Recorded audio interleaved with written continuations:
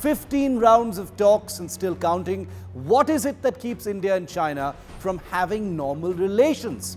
The External Affairs Ministry has cited a violation of the 1993 to 96 agreements as many of the reasons, but what is it specifically about? Now, the 1993 agreement between both countries states that both India and China have signed an agreement on the line of actual control without demarcation on a map or land for the objective of maintaining peace and tranquility on the border. But how did this actual violation happen?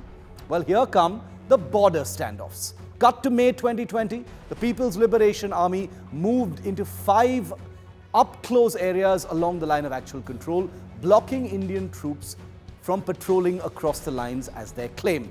The areas include names that are familiar to you now: the Depsang Plains, the Galwan Valley, the Kugrang River Valley and the Gogra Hot Springs area, the north bank of the Pangong Tso Lake, and finally the Charding Ninglung Nala.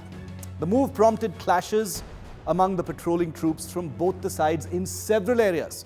Now, as the rules dictated and the status quo required, no shots were actually fired, no firearms were used, but a literal brawl took place, injuring soldiers on both sides. Then in June, the fight took a terrible, deadly turn as both Indian and Chinese soldiers lost their lives in large numbers in the Galwan Valley. Later in September, it was for the first time after 1967 that warning gunshots were fired on the line of actual control near the Mukhpari Peak, with each side blaming the other side for firing first. This was during the south of Pangong operations.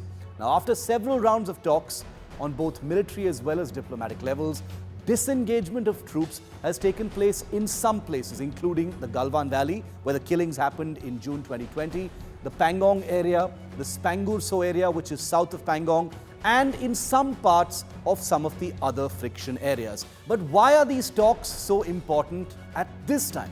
China will be hosting the BRICS summit later this year, which also includes a one-on-one meeting of Prime Minister Modi with Chinese Premier Xi Jinping. It's the first face-to-face meeting since the standoff began. China can also hold the Leaders Summit on the sidelines of the RIC trilateral, that's Russia, India, China trilateral, this year.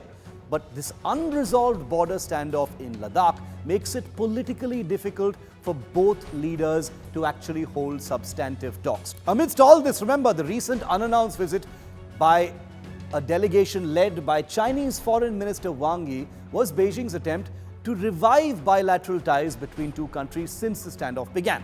The representatives discussed the situation at the border, obviously, but apart from that, they took note on the situation in Ukraine and in Afghanistan. Interestingly, India called out China for Wang Yi's comment on Kashmir during Pakistan's Organization of Islamic Cooperation by condemning it in no uncertain terms.